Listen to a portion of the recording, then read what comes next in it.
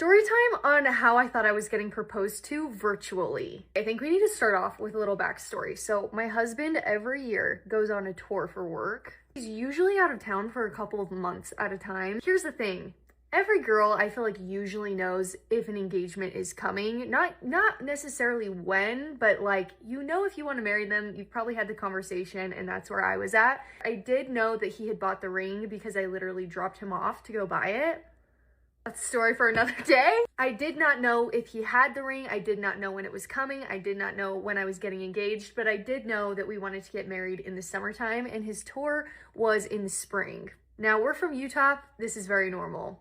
So the day that I got engaged, I was actually planning for my husband to come into town the next day because they had a day off in Denver. And he was just gonna do a quick flight home for his day off, which is not out of the ordinary. Now, was it still a little bit suspicious? Yes, just giving the timing of everything, but I wasn't necessarily in my head thinking like, we're gonna get engaged. But it also was in my head at the same time because I'm just a girl and overthinking is what we do. For me and my friends had plans that night. We were gonna go to like this hibachi restaurant that we love. We go all the time. And then we were gonna go see a movie, which is something that we would do all the time for like girls' night, date night, etc. Nothing out of the ordinary. As the day was going on, I was getting more and more stressed, not because I thought I was getting engaged, but I wanted to like get this little basket together for Brandon and like surprise him just because he had been on tour for so long, just like, you know, cute girlfriend things. I hadn't gotten any of the stuff together for that, and so I actually had texted my friends the morning of our plans, and I was like, actually, I think I'm gonna skip out on the movie.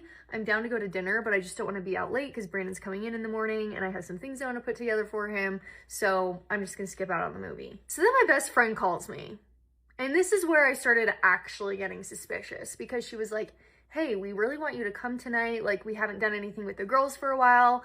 Dress cute. We're going to take some pictures, blah, blah, blah, blah, blah. In my friend group, we're not like the cute dresser-uppers to go to the movie. We're like a sweats only type of situation.